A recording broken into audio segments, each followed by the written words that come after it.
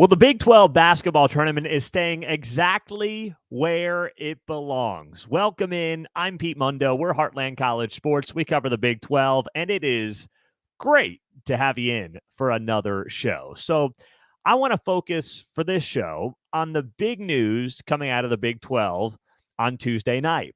Brett Yormark, the commissioner, announced that the Big 12 would keep the basketball tournament in Kansas City until 2031. And this is absolutely the right move. It's a no-brainer. Kansas City checks off a lot of boxes for the Big 12. It geographically makes sense.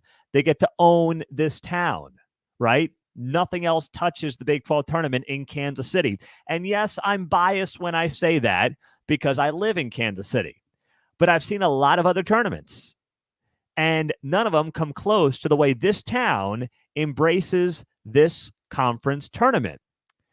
And a part of me wondered whether or not Brett Yormark would come to this obvious conclusion.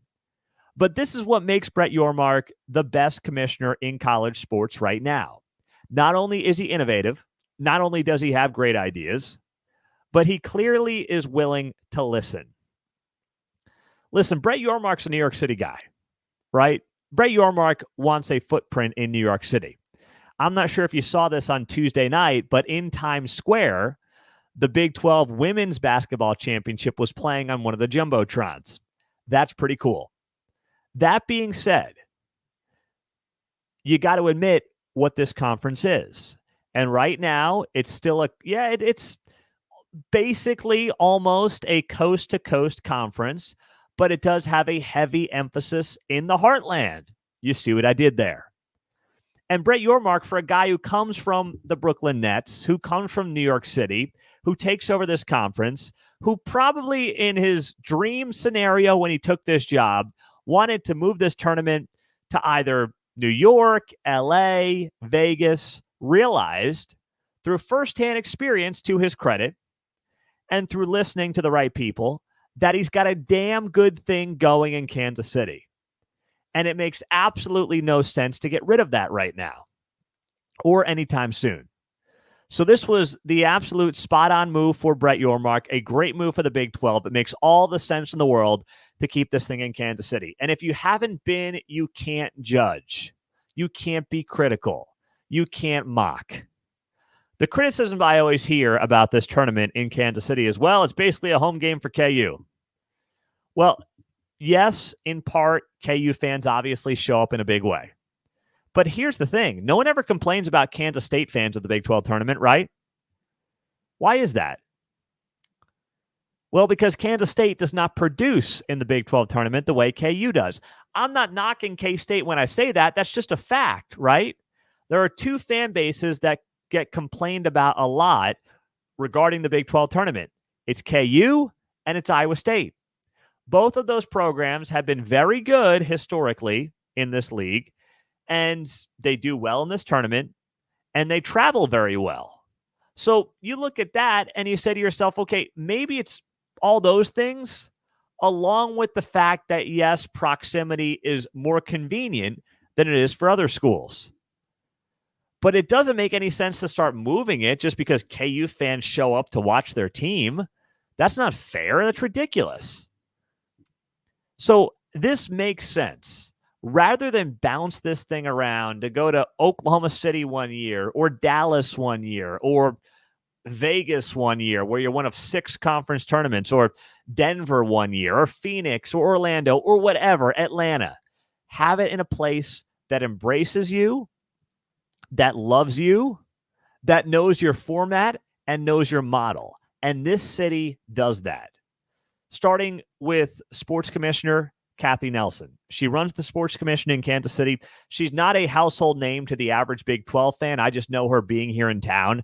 But she's the one who's, been very instrumental in getting the World Cup to Kansas City in 26, a lot of the different events, NCAA wrestling matches, Sweet 16, Elite 8 games last year. All those things she has played a major role in. And she is one of the most important ambassadors that this city has. And she was on the podium on Tuesday night with Brett Yormark, with the mayor of Kansas City, Quentin Lucas, and they were able to solidify this deal and keep this thing in Kansas City. And it's a perfect fit for everybody. Going down to Texas right now doesn't make a lot of sense. You're losing the biggest brand in Texas.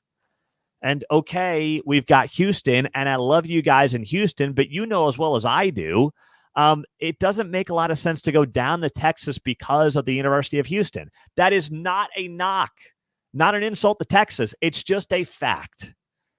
Where else are you going to go with the new teams? Salt Lake City for BYU? Cincinnati, Columbus, Cleveland, Orlando? What are you going to do? The 4 new teams. Where are you going? Phoenix? Denver? Go with what you've got, what you know. And frankly, it does not get much more centrally located. What I'll knock Kansas City for is that if you're coming in from out of town, you may have to take a connecting flight. You may not get directs. You will from basically most major you will from Houston. You will from Dallas. You will from Austin. You may not from places like Salt Lake City. You will from Phoenix. You will from Denver. You will from Des Moines, Chicago, Cincinnati, probably not. You're going to have to get a connecting or just drive. So it will be tougher for some than others. But all in all, it is a geographical fit. It is a fit for the brand. And you get to own this town for a week. And there's nowhere else that Brett Yormark is going to take this thing where he can own the town. It ain't happening in New York. It ain't happening in Vegas, LA, anywhere else he would want to go. Even Dallas. He's not owning Dallas like he is Kansas City. Local media is all over it. No one's touching him. And it was a very smart play by Brett Yormark. And it shows to me how much he has grown in this role and how much he has been willing to maybe change his blueprint from what he thought it was going to be when he took this job, a year and a half ago now. So it's a big deal. And speaking of getting out of Texas, frankly, and this won't happen, but the Big 12 should move its entire operation up to Kansas City. It used to be the Big 12 headquarters in the early days were in Overland Park, Kansas. And I forget when exactly they moved down to Arlington, but they did at some point.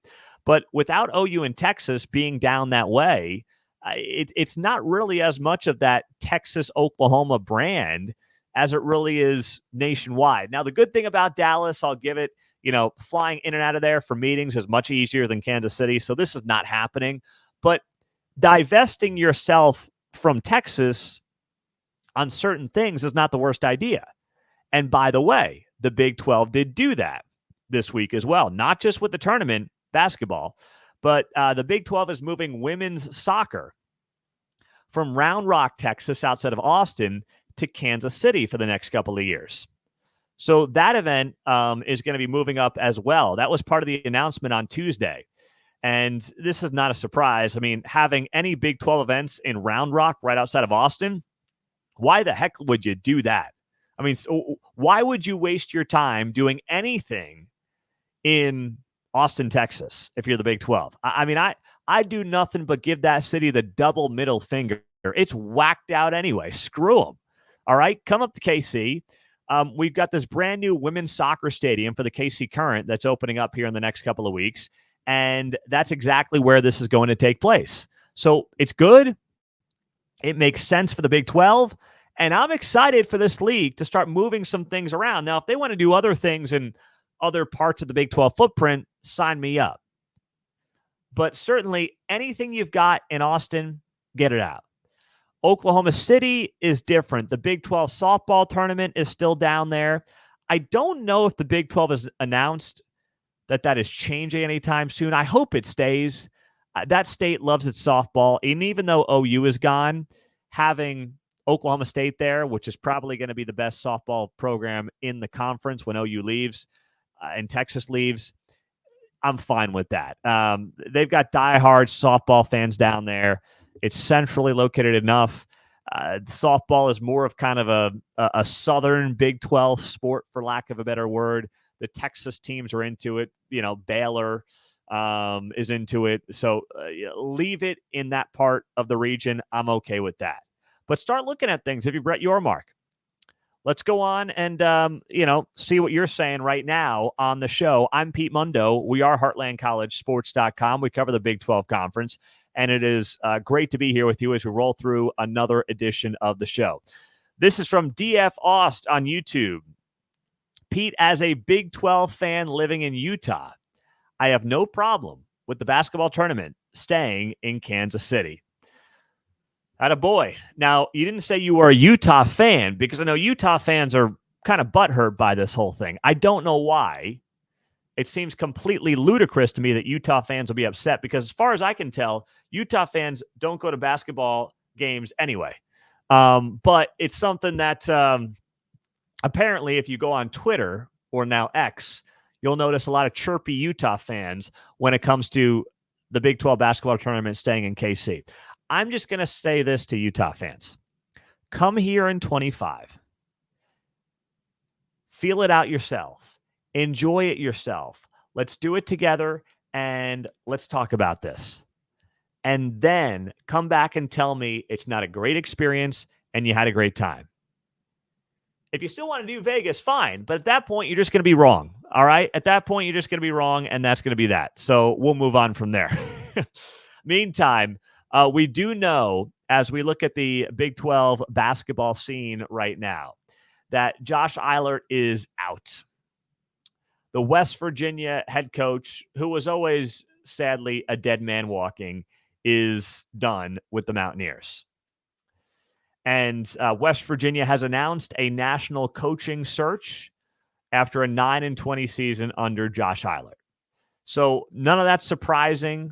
The season ended the way we thought it was going to for the West Virginia Mountaineers.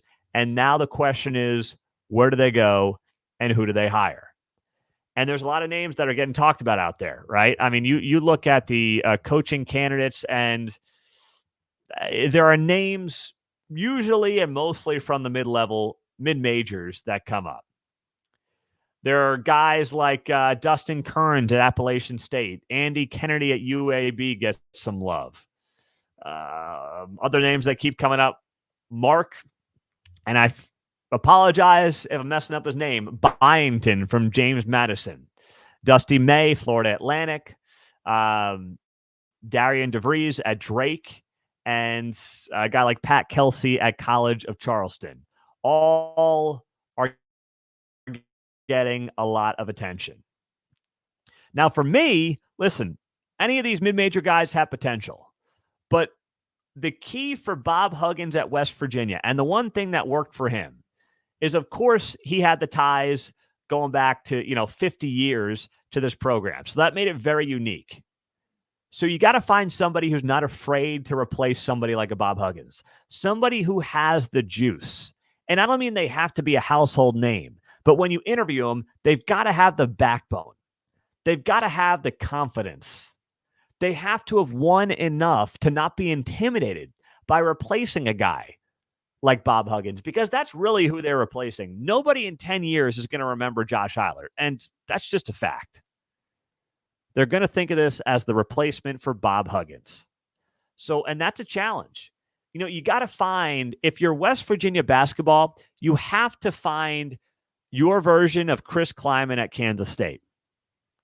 A guy who's won big, is not intimidated by who he's replacing, is not intimidated by the turmoil that took place before he got there, and has the confidence to walk in day one, own that program, and own that room. And I'm not here to say any of the guys that I just listed that are rumored to be interested in the job necessarily have that. I don't watch a lot of mid-major college basketball. But if you're interviewing for this job, if you're the university, that's exactly what you've got to look for. Someone who's got that kind of a background and pedigree, who will not be intimidated by who they are replacing. And that is harder to find than you think. And someone that this fan base is really going to embrace. Because in basketball, I mean, you can turn things around real fast. With the transfer portal, with NIL, I mean, every year's a free-for-all. That's its own set of problems. But all in all, it's one of those things that you got to look at and you got to say, okay, excuse me, who's the guy who best fits here? And who can handle what this job really is? Now, I want to spend a few minutes as well on what happened on Capitol Hill this week, if you haven't seen that. So Nick Saban went to Capitol Hill, and he basically lobbied on behalf of college football, name, image, likeness. And, he said some things that bothered a lot of people. And if you haven't heard the clip, what Nick Saban said is that college sports no longer exist. He said all these things that I believed in for all these years, 50 years of coaching, no longer exist in college sports. It was always about developing players. It was always about helping people be more successful in life. He ended by telling the story about how he and his wife had this conversation before he retired, where basically she said, why are we doing this? The kids want to get paid. They're not interested in anything else. You've done enough. You're 72. Hang them up. And Nick Saban said, all right. So like many of us, he's smart and he listened to his wife. And a lot of people are knocking Nick Saban for what he said, basically saying, dude, you got a house in Palm Beach. You've made tens, if not hundreds of millions of dollars. It ain't your place to be upset because the kids are getting paid. And by the way, I agree with that sentiment, but I think what Nick Saban was going for, and where I will give him the benefit of the doubt here, is what I think Nick Saban was really doing was saying there needs to be guardrails. It can't just be about money.